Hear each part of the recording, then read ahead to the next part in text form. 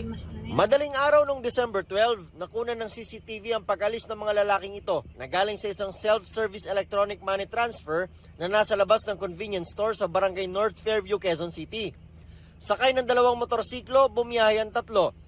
Pero yung pala, pinuwersa nilang buksan ang makina para malimas ang pera. Inireport ito sa mga pulis kaya binantayan ang iba pang machine sa lugar na pwedeng targetin ng grupo. Possible na merong ulit na mangyari. Since the scenario, the situation is very accommodating sa pagnakaw kasi wala nga nagbabantay. CCTV lang din. Hindi nagkamali ang mga pulis.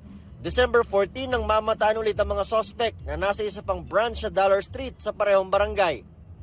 Pinasok muli ang kinalalagyan ng machine, pinatay ang ilaw, saka ginawa ang pagnanakaw. Ayon sa QCPD Police Station 5, nasa 120,000 pesos ang nalimas ng grupo sa dalawang branch.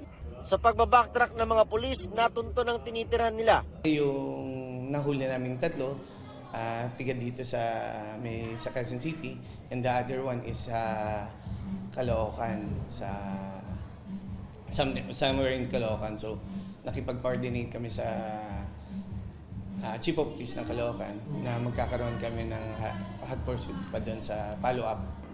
Naaresto ang tatlong suspect. Ang isa pa nilang kasabwat na minor de edad ng taga Caloocan, hawak na raw ng DSWD. Opo, kami po yun. Pero lang ang kahirapan ng buhay. Pangalala, pampasko lang sana. Oo. Kaya lang po ng kahirapan, sir. Maharap sa reklamong robbery ang tatlo. Para sa GMA Integrated News, ako si Nico Wahe, ang inyong saksi. Monitor ng kanila, may facial recognition, nakalimutan ko sabihin. May record. Since may mga may facial recognition. Mga kapuso, maging una sa saksi. Mag-subscribe sa GMA Integrated News sa YouTube para sa iba't ibang balita.